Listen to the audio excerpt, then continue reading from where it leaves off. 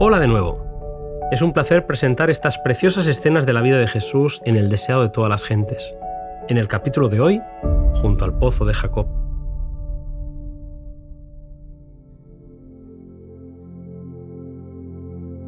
En viaje a Galilea, Jesús pasó por Samaria. Era ya mediodía cuando llegó al hermoso valle de Siquem, donde se encontraba el pozo de Jacob. Cansado de viajar, se sentó allí para descansar, mientras sus discípulos iban a comprar provisiones. Los judíos y los samaritanos eran acérrimos enemigos, y en cuanto les era posible evitaban todo trato unos con otros. Los rabinos tenían por lícito el negociar con los samaritanos en caso de necesidad, pero condenaban todo trato social con ellos. Un judío no debía pedir nada prestado a un samaritano, ni aun un bocado de pan o un vaso de agua. Los discípulos, al ir a comprar alimentos, obraban en armonía con la costumbre de su nación, pero no podían ir más allá. Mientras Jesús esperaba bajo el sol del mediodía el retorno de sus discípulos, sintió sed, pero no tenía cuerda ni cántaro para sacar el agua. Entonces se acercó una mujer que, sin hacerle caso, llenó su cántaro de agua. Cuando estaba por irse, Jesús le pidió que le diese de beber. Ningún oriental negaría un favor tal. El odio que reinaba entre los judíos y los samaritanos impidió a la mujer ofrecer un favor a Jesús, pero el Salvador estaba tratando de hallar la llave de su corazón, y con el tacto nacido del amor divino, Él no ofreció un favor, sino que lo pidió. El que había hecho el océano, el que rige las aguas del abismo, el que abrió los manantiales y los canales de la tierra, descansó de sus fatigas junto al pozo de Jacob y dependió de la bondad de una mujer extraña para una cosa tan insignificante como un sorbo de agua. Al ver que era judío, la mujer le preguntó: «¿Cómo tú, siendo judío, me pides a mí de beber, que soy mujer samaritana?» Jesús contestó: «Si conocieses el don de Dios y quién es el que te dice dame de beber, tú pedirías de él y él te daría agua viva». La mujer no había comprendido las palabras de Cristo, pero sintió su solemne significado. Ella no veía delante de sí más que un sediento viajero, cansado y cubierto de polvo. Al mirar el pozo de Jacob, pensaba con nostalgia en el tiempo de los padres y soñaba con la llegada del Mesías, mientras la esperanza de los padres, el Mesías mismo, estaba a su lado y ella no lo conocía.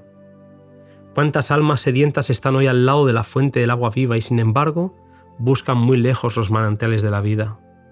Jesús le dijo: «Cualquiera que bebiere de este agua volverá a tener sed, mas el que bebiere del agua que yo le daré no volverá a tener sed jamás, sino que el agua que yo le daré será en él una fuente de agua que salte para vida eterna». Hay por todas partes hombres que no están satisfechos, gente que trata de aplacar su sed en fuentes que no sacian, sino que dan sed otra vez. Todo recurso en que confíen los seres humanos fracasará. Las cisternas se vaciarán, los estanques se secarán, pero nuestro Redentor es el manantial inagotable y Él solo puede satisfacer la necesidad del alma. Aunque no lo crea, lo que el mundo necesita es el deseado de todas las gentes, es Jesús. La gracia divina, que solo Él puede impartir, es como agua viva que purifica, refrigera y vigoriza el alma. Jesús desvió entonces bruscamente la conversación y le pidió que fuese a buscar a su marido. Cuando ella reconoció que no tenía marido, el Mesías le dijo: «Bien has dicho, no tengo marido, porque 5 maridos has tenido y el que ahora tienes no es tu marido. Esto has dicho con verdad». La mujer empezó a temblar. Intentando desviar el sentido de la conversación, mencionó puntos de controversia religiosa. Con paciencia, Jesús permitió que ella llevara la conversación a donde ella se sentía más cómoda. «Nuestros padres adoraron en este monte», dijo, «y vosotros decís que es en Jerusalén el lugar donde se tiene que adorar». El lugar del culto había sido tema de discusión entre judíos y samaritanos. Algunos de los antepasados de estos últimos habían pertenecido a Israel, pero por causa de sus pecados, el Señor había permitido que fuesen vencidos por una nación idólatra cuya religión había contaminado gradualmente la suya. Cuando el templo de Jerusalén fue reconstruido en los días de Esdras, los samaritanos quisieron contribuir a su erección juntamente con los judíos. Este privilegio les fue negado, y esto suscitó una amarga animosidad entre los dos pueblos. Los samaritanos edificaron un templo rival sobre el monte Gerizim. Allí adoraban de acuerdo con el ritual mosaico, aunque no renunciaron completamente a la idolatría. No querían reconocer el templo de Jerusalén como casa de Dios ni admitían que la religión de los judíos fuese superior a la suya. Jesús había demostrado que él no participaba de los prejuicios judíos contra los samaritanos. Ahora se esforzó en destruir el prejuicio de esta samaritana contra los judíos. El Mesías habría de aparecer entre los judíos y a ellos se les había confiado las Sagradas Escrituras. Jesús deseaba elevar los pensamientos de su oyente por encima de cuanto se refería a formas, ceremonias y cuestiones controvertidas, y le anunció que los hombres no se ponen en comunión con el cielo visitando una montaña santa o un templo sagrado. La religión no ha de limitarse a las formas o ceremonias externas. La religión que proviene de Dios es la única que conducirá a Dios. A fin de servirle debidamente, debemos nacer del Espíritu Divino que purifica el corazón y renueva la mente, dándonos una capacidad para conocer y amar a Dios.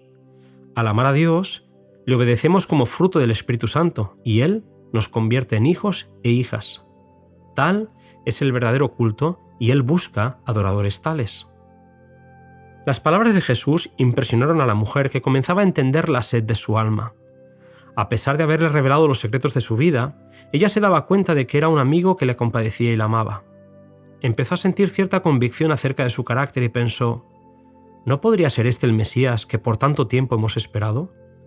Entonces le dijo: sé que el Mesías ha de venir, el cual se dice el Cristo. Cuando Él viniere, nos declarará todas las cosas. Jesús le respondió: yo soy el que habla contigo. Al oír la mujer estas palabras, la fe nació en su corazón y aceptó el admirable anuncio de los labios del Maestro Divino.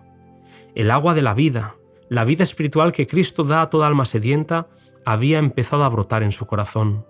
Cristo era mucho más reservado cuando hablaba con los judíos, pero vio que ella haría uso de su conocimiento para inducir a otros a compartir su gracia.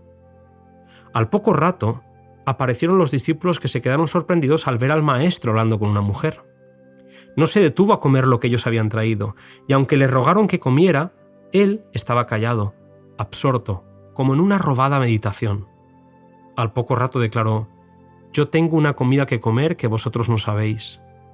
Al ver la cara sorprendida de sus discípulos, les aclaró: mi comida es hacer la voluntad del que me envió y acabar su obra.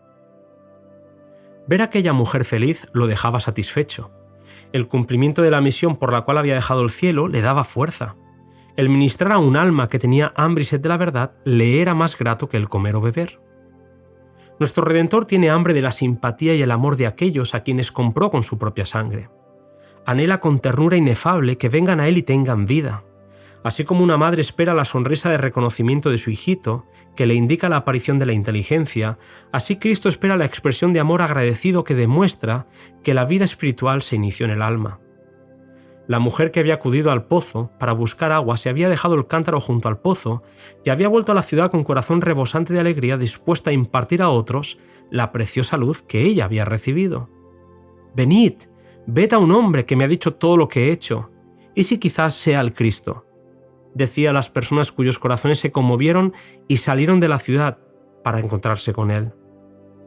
Mientras que aquel grupo se acercaba al pozo para conocer a Jesús, el Maestro miró los campos de las mieses que se extendían delante de él y dijo: «Alzad vuestros ojos y mirad las regiones, porque ya están blancas para la siega». En las palabras dichas a la mujer, al lado del pozo, una buena simiente había sido sembrada, y cuán pronto se había obtenido la mies. Los samaritanos vieron y oyeron a Jesús y creyeron en él. Rodeándole al lado del pozo, le acosaron a preguntas y ávidamente recibieron sus explicaciones de las muchas cosas que antes habían sido para ellos oscuras. Mientras escuchaban, su perplejidad empezó a disiparse. Eran como gente que, hallándose en grandes tinieblas, siguen un repentino rayo de luz hasta encontrar el día. Pero no les bastaba esa corta conferencia. Ansiaban oír más y que sus amigos también oyesen a este maravilloso maestro. Le invitaron a su ciudad y le rogaron que se quedase con ellos. Permaneció, pues, 2 días en Samaria y muchos más creyeron en él.